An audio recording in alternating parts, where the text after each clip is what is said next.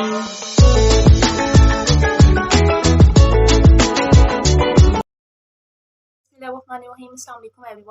Chemistry first year का आज हमारा जो है ना वो लेक्चर नंबर 7 हम स्टार्ट करेंगे। ठीक है, लेक्चर नंबर 7 में आज हम ना सीखेंगे मॉलिक्यूलर फार्मूला। ये बहुत आसान है। अगर आपने जो है ना इससे पीछे वाला लेक्चर इंपेरिकल फार्मूला का अच्छे तरीके से ले लिया ना, तो आपको मॉलिक्यूलर फार्मूला जो है वो इजीली कैलकुलेट करना आ जाएगा। आपने करना वही है सारा कुछ जो इंपेरिकल फार्मूला में हुआ है। जब इंपेरिकल फार्मूला निकल आएगा तो उस पर सिर्फ एक फार्मूला लगाना है और आपके पास मॉलिक्यूलर फार्मूला निकल आएगा। ठीक है, तो हमने देखना है कि मॉलिक्यूलर फार्मूला होता क्या है, ये हमें क्या देता है। वो क्या करता था, हमें सिंपलेस्ट रेशियो देता था इंपेरिकल फार्मूला, यानी कम से कम कितने एटम हो सकते हैं किसी एलिमेंट के, वो ये बताता था। अब है मॉलिक्यूलर फार्मूला। मॉलिक्यूलर फार्मूला में क्या है, इसने क्या बताना है, इसने हमें बताना है actual number of atoms of elements present in a compound, कि एक कंपाउंड के अंदर एलिमेंट्स के एक्चुअल कितने हमारे पास एटम्स जो है ना वो मौजूद हैं। जैसे अगर हमने एग्जांपल पीछे ली थी इंपेरिकल फार्मूला में, वो बेंजीन को कह रहे थे CH, वो हमें नहीं बता रहे थे कि कार्बन के कितने हैं और हाइड्रोजन के कितने एटम्स जो है वो प्रेजेंट है। लेकिन मॉलिक्यूलर फार्मूला हमें प्योर बताएगा कि 6 कार्बन और 6 हाइड्रोजन होंगे तो वो बेंजीन का मॉलिक्यूलर फार्मूला है, यानी एग्जैक्ट मॉलिक्यूल्स बता रहा है कि कितने प्रेजेंट है। ठीक है, इसी तरह आपने ग्लूकोज का पढ़ा था। ग्लूकोज में आपने पढ़ा था कि CH2O होता है उसका फार्मूला, इंपेरिकल फार्मूला। तो उसका मॉलिक्यूलर फार्मूला इसने आपको दिया है। इसने कहा कि उसका फार्मूला है C6H12O6। आगे आपके पास क्या आ गया, अब उन्होंने कहा कि अगर आपने इंपेरिकल फार्मूला निकाल लिया है तो आप उसे मॉलिक्यूलर फार्मूला कैसे निकाल सकते हैं। तो उसका फार्मूला क्या है, इंपेरिकल फार्मूला ले लेना है आपने। ठीक है, और उसको किसी n डिजिट से मल्टीप्लाई करना है। n क्या है, इंटीजर, तो वो क्या बन जाएगा, मॉलिक्यूलर फार्मूला।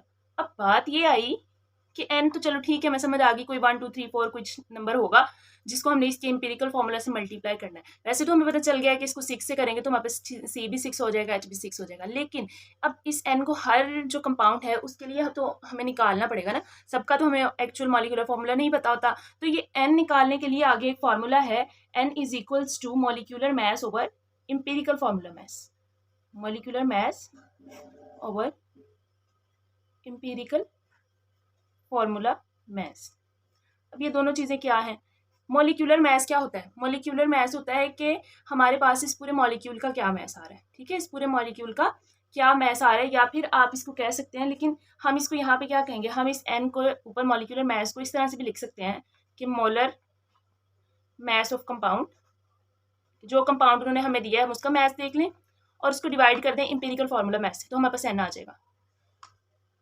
अब इंपेरिकल फार्मूला मास क्या है, फार्मूला मास का तो आपको पता है क्या है, उन्हीं कंपाउंड्स का जो मास होता है वो उसका फार्मूला मास होता है, कि उसके फार्मूले से निकाला जाता है। तो क्योंकि हम इंपेरिकल बात करें तो इंपेरिकल जो फार्मूला निकला है, अगर हम इसका मास जो है वो कैलकुलेट करें, जैसे कार्बन का 12 है, हाइड्रोजन का 1 है, इसका 13 जो है वो इंपेरिकल फार्मूला मास है। और मोलर मास ऑफ कंपाउंड को हमें देंगे, जो कंपाउंड उन्होंने हमें देना है उसका वो मोलर मास भी देंगे, तभी हम उसका मॉलिक्यूलर फार्मूला निकाल पाएंगे। ठीक है, ये चीज़ है। अब हम देख लेते हैं एक एग्जाम्पल के जरिए इसको समझ लेते हैं। आपकी बुक की एग्जाम्पल नंबर 5 है ये। आपको उन्होंने क्या किया, उन्होंने कंबशन एनालिसिस ऑर्गेनिक कंपाउंड की करके दे दी है। आपने पहला स्टेप जो है परसेंटेज कंपोजिशन वाला वो नहीं करना, आपको उन्होंने दे दिया है। कंबशन एनालिसिस अभी कल हमने जो लास्ट लेक्चर है, लेक्चर नंबर 6, आप वहाँ से देख सकते हैं अगर आपने नहीं देखा हो। ठीक है, तो परसेंटेज कंबशन एनालिसिस से निकाली तो उन्होंने आपको दे दी, उन्होंने आपको दी है कार्बन की 65.44%, यानी 65.44 ग्राम्स कार्बन प्रेजेंट है कंपाउंड में। दूसरा उन्होंने आपको परसेंटेज दी है हाइड्रोजन की, हाइड्रोजन की कितनी दी है उन्होंने आपको 5.50%, यानी 5.50 ग्राम्स। इसी तरह उन्होंने आपको परसेंटेज दे दी है ऑक्सीजन की 29.06%, which is equals to 29.06 grams. ठीक है, अब आपके पास उन्होंने आपको कंपाउंड का मोलर मास भी दे देना है। ठीक है, ये देखें उन्होंने दिया हुआ है, मोलर मास या मॉलिक्यूलर मास एक ही बात है। ठीक है, वो उन्होंने क्या दिया, कंपाउंड का 110.15 ग्राम पर मोल, ग्राम पर मोल, यानी कि पूरे मोल की बात हो रही है। ठीक है, तो ये समझ आ गया आपको। अब उन्होंने कहा कि इससे आप निकालें मॉलिक्यूलर फार्मूला। अब मॉलिक्यूलर फार्मूला निकालने के लिए हमारे पास पहले इनका इंपेरिकल फार्मूला आना चाहिए। इंपेरिकल फार्मूला का पहला स्टेप उन्होंने आपको दे दिया था, अब आपने करना है दूसरा स्टेप। अब आपने क्या करना है, दूसरा स्टेप करना है। दूसरे स्टेप में हमने क्या किया था, हमने ग्राम एटम्स यानी कि मोल्स निकाले थे, number of gram atoms her element के लिए निकाले थे। जैसे अब हम निकाल लेते हैं कार्बन के लिए। कार्बन के लिए निकालने के लिए मैंने आपको बताया था कि उसकी जो ग्राम या परसेंटेज उन्होंने आपको दी हुई है उसको आपने कार्बन के मैस से डिवाइड कर देना। कार्बन का मैस होता है 12। ठीक है, तो आपके पास आंसर आ जाएगा 5.45। इसी तरह आपने हाइड्रोजन को कर लेना है, हाइड्रोजन, और उसका आपको कितना दिया हुआ है परसेंटेज 5.50 और उसका एक्चुअल मास क्या होता है 1.008 होता है। ये पीरियोडिक टेबल से भी आपको मिल जाएगा। तो इसका आंसर आ जाएगा 5.45। ठीक है, ऑलमोस्ट सेम ही है दोनों का। और तीसरा अगर मैं ये हो गए, तो अब हम देख लेते हैं कि ऑक्सीजन के लिए अगर हम करें, ऑक्सीजन है हमारे पास। ठीक है, ऑक्सीजन का भी जो है वो हम नंबर ऑफ ग्राम एटम यानी मोल्स निकाल लेते हैं। तो उसका आपको जो है उन्होंने कितना दिया हुआ है 29.06% यानी ग्राम्स दिए हुए हैं, और इसका एक्चुअल मास क्या होता है 16 होता है। तो आपने इसको जब इस पर डिवाइड किया तो ये हो गया 1.82 ग्राम एटम्स यानी मोल्स। ये सारे आपके पास मोल्स निकले। तीसरा स्टेप आपके पास क्या था कि आपने फाइंड करनी होती थी एटॉमिक रेशो। आपने क्या फाइंड करनी होती थी? Atomic ratio. क्योंकि अब मोल्स की बात हो रही है तो मैं इस एटॉमिक रेशो को क्या कह सकती हूँ? मोलर रेशो भी कह सकती हूँ, कि मोल्स के अंदर हम रेशो फाइंड कर रहे हैं।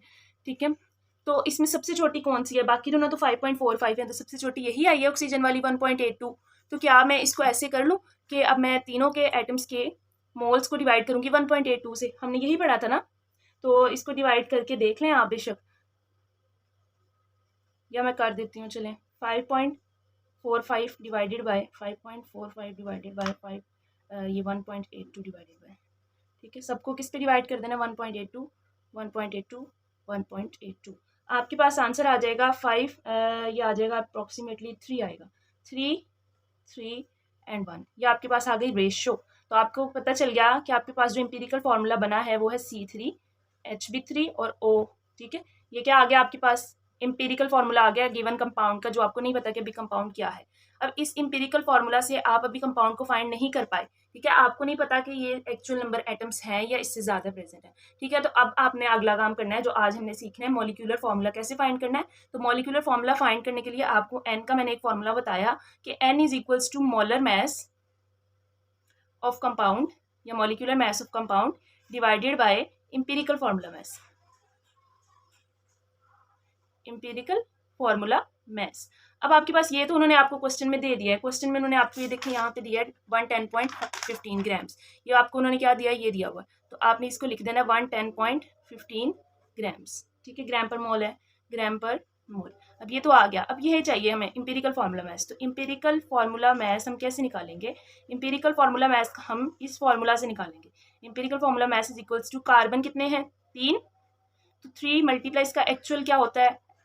वेट 12 होता है, प्लस 3 ही हाइड्रोजन के 1.008। ठीक है, प्लस 16 एक ही है। इस सारे को आप कैलकुलेट करेंगे, आपके पास आ जाएगा 15.05 ग्राम पर मोल। ठीक है, ग्राम पर मोल आ गया। अब आपने क्या करना है? सिंपली इसको इस फॉर्मूला में जो है वो पुट कर लेना, 55.05 ग्राम पर मोल। तो आपके पास आंसर क्या आ गया? आपके पास इसको आप जब करेंगे तो 2 आंसर आ जाएगा। जब आपके पास 2 आंसर आ गया है 2, अब हमने एक फॉर्मूला पीछे पढ़ा था कि molecular formula is equals to N of empirical formula. ठीक है, तो आपके पास एन क्या निकला है? 2 निकला है, और एम्पिरिकल फॉर्मूला जो था वो आपने लिख लेना है C3H3O। आपने इसको मल्टीप्लाई किया, C6 हो गया, H6 हो गया, O क्या हो गया? 2 हो गया। ले जी, आपके पास एक्चुअल फॉर्मूला जो है वो निकल आया, जिसको क्या कहते हैं? मॉलिक्यूलर फॉर्मूला कहते हैं। हम ना एक चीज देख लेते हैं, डिफरेंस। किस चीज का डिफरेंस? के एम्पिरिकल फॉर्मूला में क्या फर्क था और हमारे पास जो है ना वो मॉलिक्यूलर फॉर्मूला में क्या फ़र्क है। सबसे पहली चीज़ तो इनका यही है कि ये जो है वो क्या देता था? सिंपलेस्ट रेशियो बता देता था हमारे पास कि कितने एटम्स प्रेजेंट हैं, सबसे कम से कम एटम कितने प्रेजेंट हो सकते हैं। ये हमें क्या बताता है? एक्चुअल नंबर ऑफ एटम्स बताता है, एक्चुअल रेशियो ऑफ एटम्स बताता है कि कितने एटम्स जो हैं वो प्रेजेंट हैं किसी भी एलिमेंट्स के कंपाउंड के अंदर। ठीक है, दूसरा काम ये लोग क्या करते हैं कि हमारे पास जो एम्पिरिकल फॉर्मूला था, इससे जो हमारे पास मोलर मास या मॉलिक्यूलर मास निकलेगा। अब जैसे क्योंकि उसका फॉर्मूला ही ठीक नहीं है, तो उस फॉर्मूला से अगर हम कार्बन हाइड्रोजन ऑक्सीजन की रेशियो निकालेंगे तो वो कैसे ठीक हो सकती है? तो फिर उसके लिए क्या है कि इसका जो मोलर मास निकलता है वो हम आगे यूज़ नहीं करते, क्योंकि वो क्या होता है? एग्जैक्ट नहीं होता।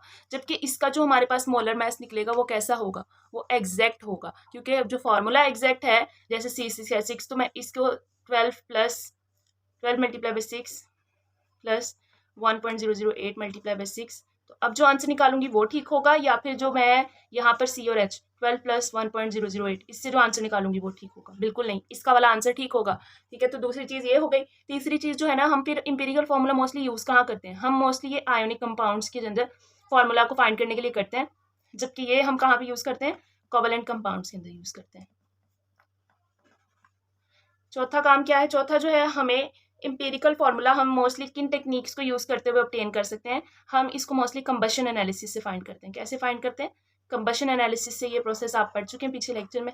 और इसको मॉलिक्यूलर फार्मूला को मोस्टली आप कैसे फाइंड कर सकते हैं, अगर आपको एम्पिरिकल फार्मूला पता हो, फ्रॉम एम्पिरिकल फार्मूला। अगर आपको एम्पिरिकल फार्मूला पता है, आपको कंपाउंड का मोलर मास पता है, तो आप जो है वो मॉलिक्यूलर मास यानी मॉलिक्यूलर फार्मूला जो है निकाल सकते हैं। अच्छा, उसके बाद आपके पास नेक्स्ट इसकी एग्जांपल है 5वां हमारे पास, अभी ये मैंने वैसे ऊपर बता दिया, बेंजीन की C6, ग्लूकोज की CH2O।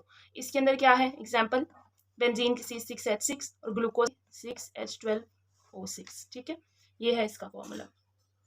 उसके बाद आपके पास कुछ कंपाउंड्स ऐसे हैं जिनका इंपीरिकल फार्मूला और मॉलिक्यूलर फार्मूला सेम है। ऐसा क्यों? क्योंकि ये कंपाउंड्स का फार्मूला ही इतना छोटा है कि हम उसको फर्दर छोटा कर ही नहीं सकते। ठीक है, उसके एक्चुअल नंबर ऑफ एटम्स इतने कम है, जैसे वाटर के, कार्बन डाइऑक्साइड के, अमोनिया के और सुक्रोज के। ठीक है, C12H22 और O11।